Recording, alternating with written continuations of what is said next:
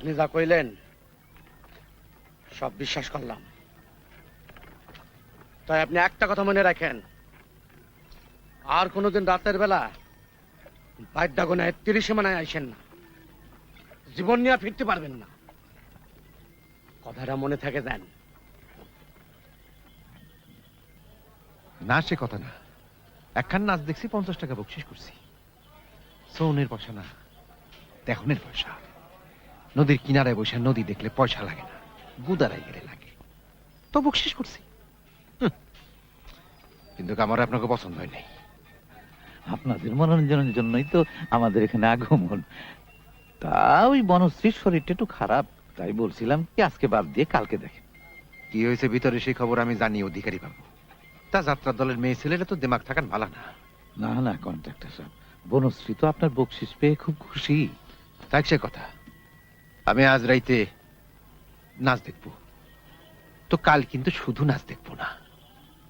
Contractor সাহেব, শুধু নাচে আমার মন ভরে না, তারে কাল রাতে একটু মদ খেতে বলবেন, তাতে চোখের কোণটা একটু লাল হইব। না, সবাই কিন্তু আপনার চরিত্রের খুব প্রশংসা করে। আরে রাখেন বাবু চরিত্রের।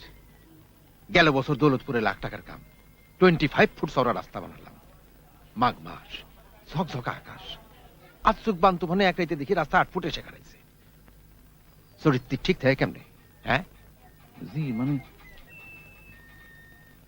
কেন আমারে কি আপনাকে এতই অপছন্দ হয়েছে? বুঝি বুঝি সব।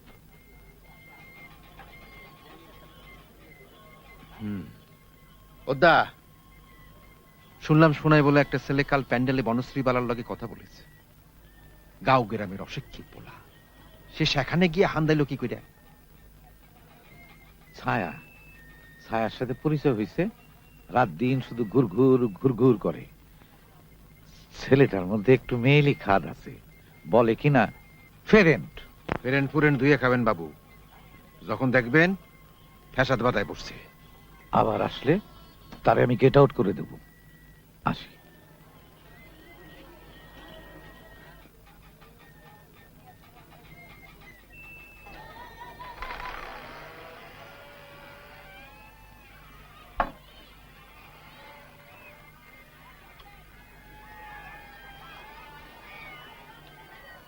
ওদা, শোনেরে পাস নাই না, বেশি ডর দেখায় চলস।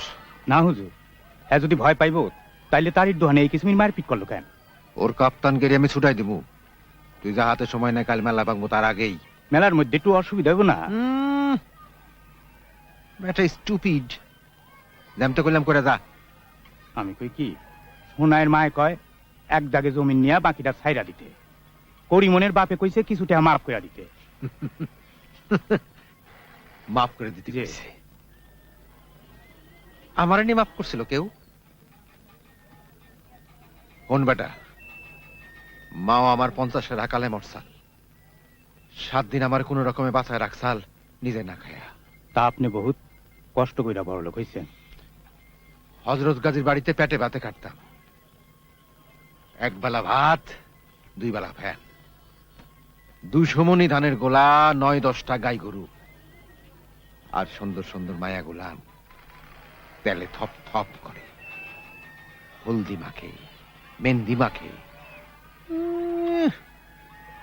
এক একদিন ইচ্ছা করতো বাটা হলদির মধ্যে এন্ডিন দিয়া দেই। আমি কই কি, সোনাইয়ের ওই জমিনটা ছাড়া আর কিছু নাই। জমিনটার জন্য কাইজা ফেসাদ করে লাভ কি? কাইজা ফেসাদ? যে শোন, কারণ হলো 2টা।